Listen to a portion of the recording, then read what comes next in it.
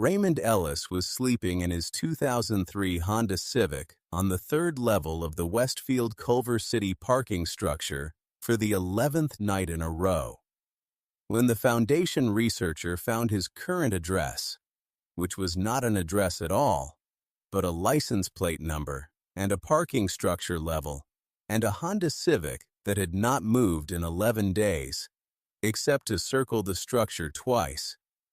When the attendant changed shifts, Raymond was 78 years old, and he had been a youth sports coordinator for the city of Los Angeles for 23 years, and he had retired at 67 on a pension that had been calculated on a salary scale that had not been updated since 1987, and that produced a monthly amount that in 2007, when Raymond retired, had covered his rent with $49 left over, and that in the 11 years since had covered less and less of a rent that had gone up, and less of a medication cost that had also gone up until the month of October, when the rent went up by $211 and the pension did not.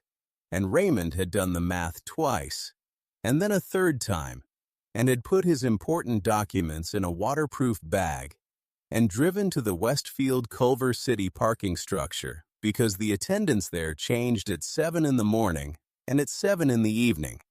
And if you moved the car twice a day, the same attendant never saw it in the same spot twice.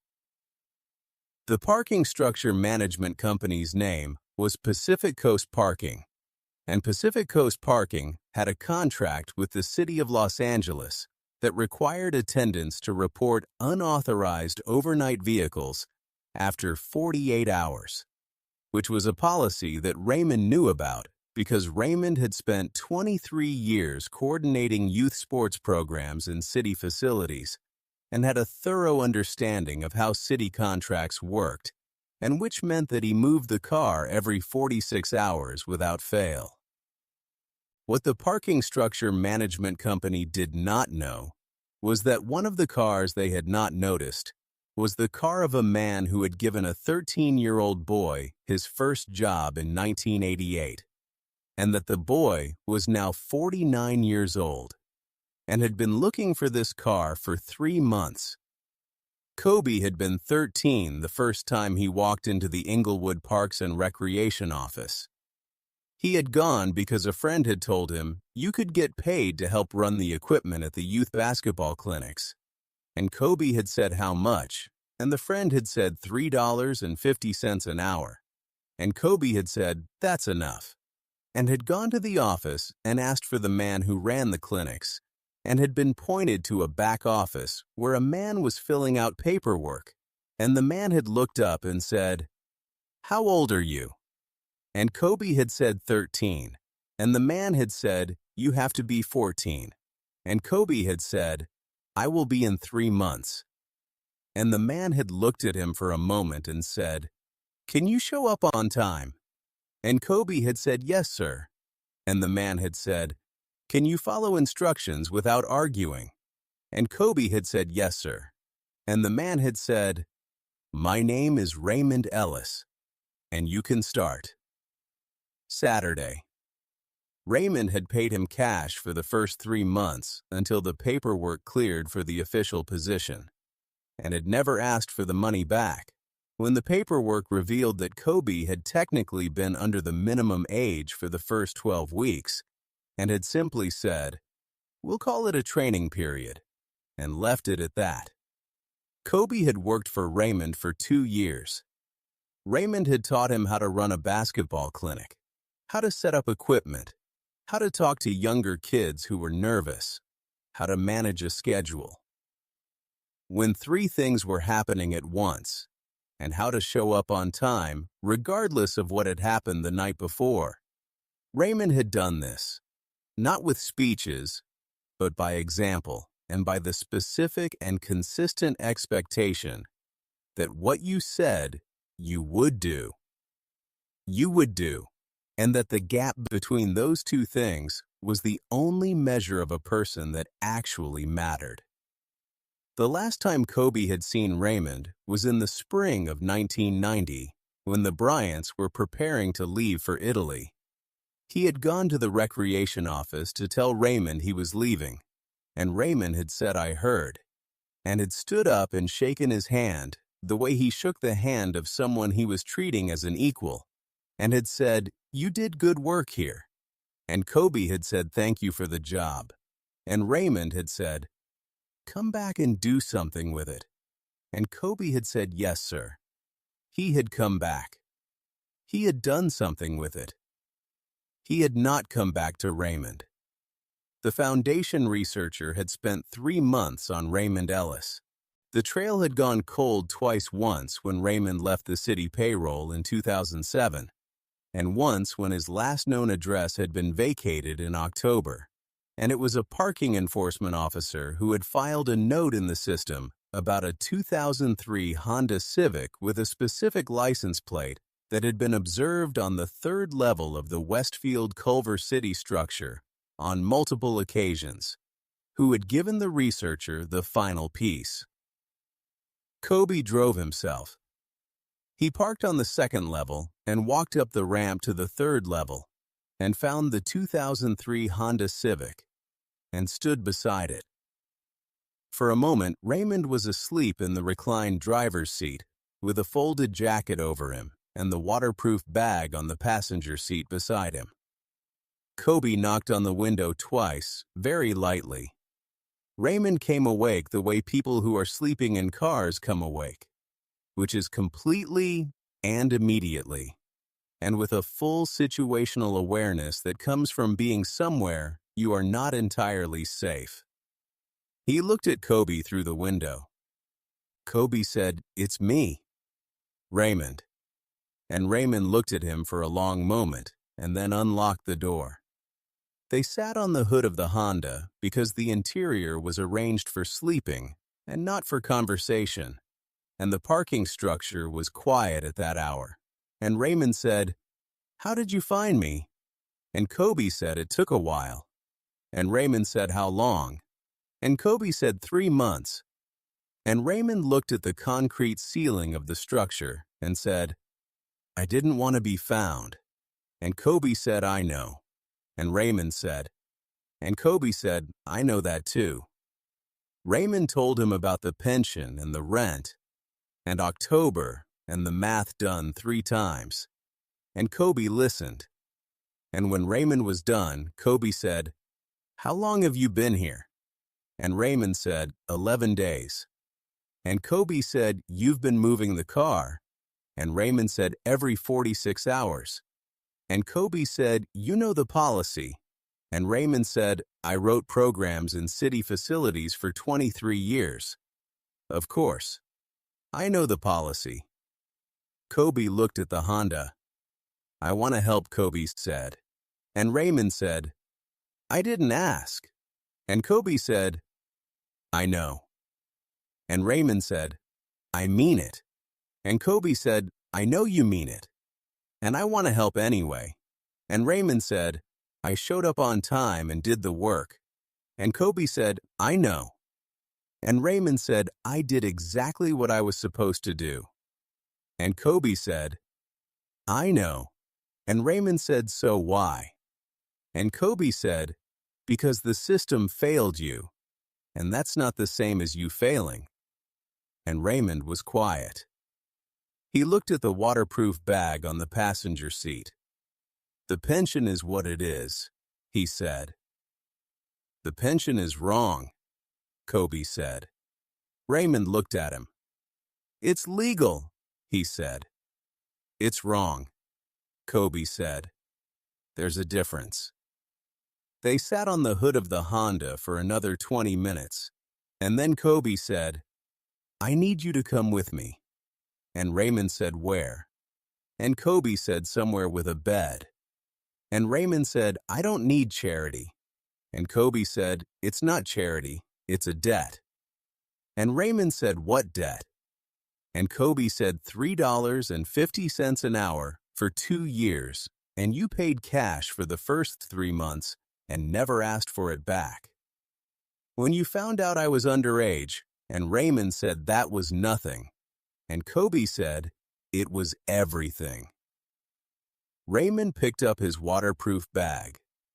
The foundation had a relationship with a veterans and seniors transitional housing organization called Pathways LA that maintained 3 units in Culver City for exactly the situation Raymond was in.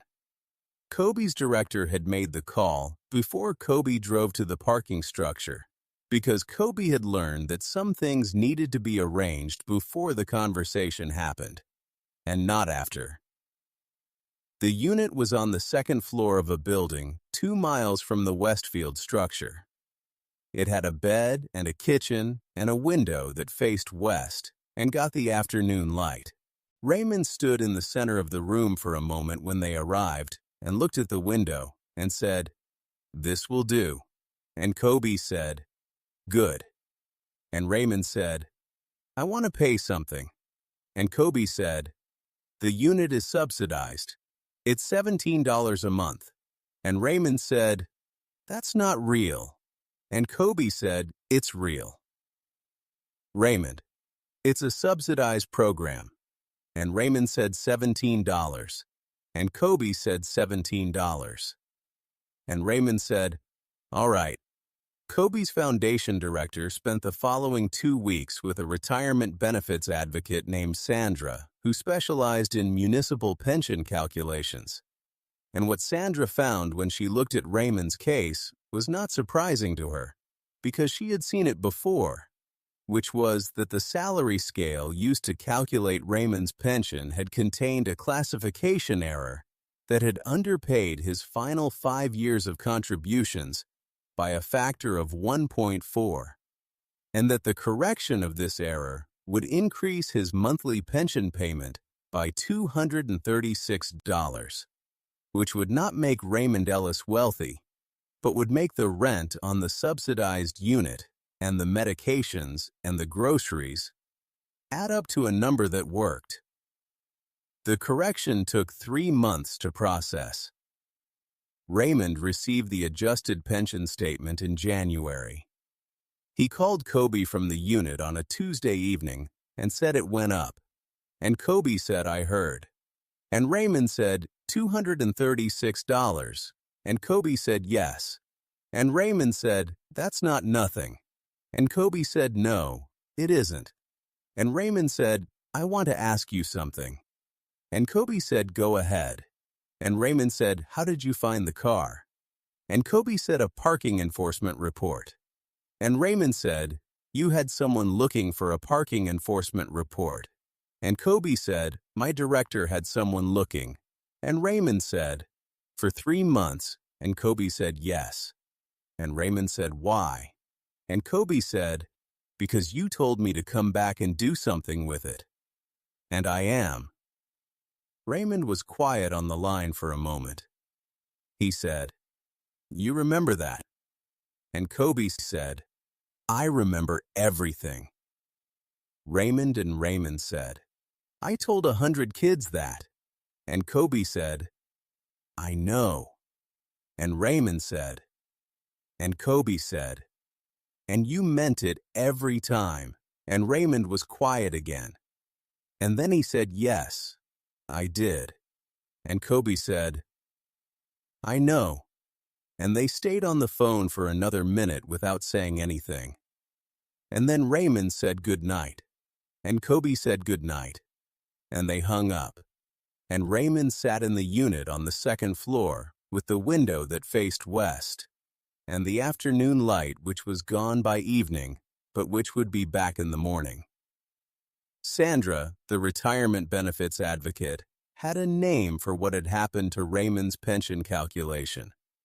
She called it a classification cascade, and she explained it to Kobe's director over the phone in the specific technical language of someone who had spent 12 years in municipal benefits law, and then translated it into plain language, which was, this Raymond Ellis had been classified as a Level 3 youth program coordinator for the last 5 years of his career, when the work he was actually doing, the supervision of multiple programs across multiple facilities, with a budget responsibility and a staff of 12, was the work of a Level 4 coordinator, and the salary difference between a Level 3 and a Level 4 at the time was $11,000 to $200 a year, and the pension calculation was based on the salary, and the salary had been wrong, and therefore the pension had been wrong and had been wrong for 11 years, and the city of Los Angeles was not going to volunteer this information.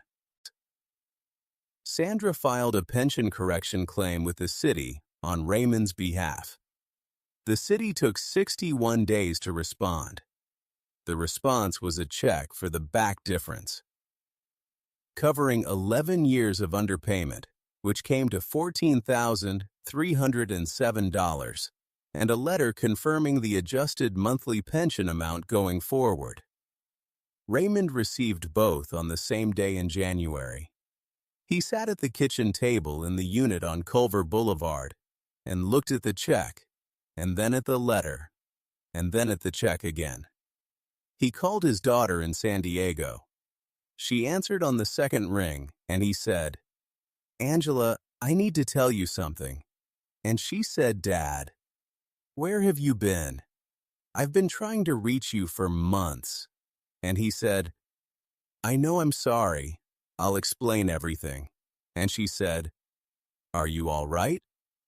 And he said, "I'm better than all right." And she said, "Where are you?" And he told her, and she said, "What?" And he said, "It's a long story."